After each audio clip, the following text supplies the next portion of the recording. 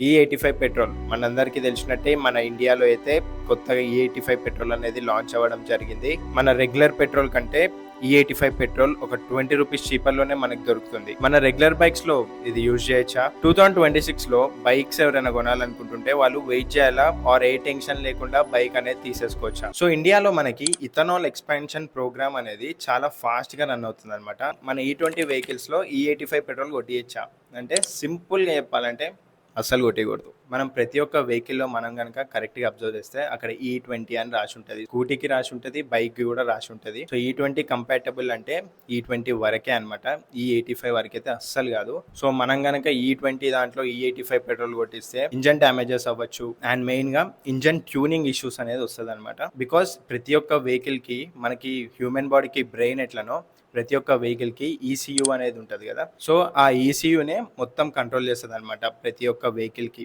So మనం ఏం petrol కొట్టించినాం ఏంది దానికి కావాల్సిన పెట్రోల్ కాకుండా వేరే పెట్రోల్ కొట్టిస్తే ఆబ్వియస్లీ ఇష్యూస్ అనేది వస్తుంది అనమాట.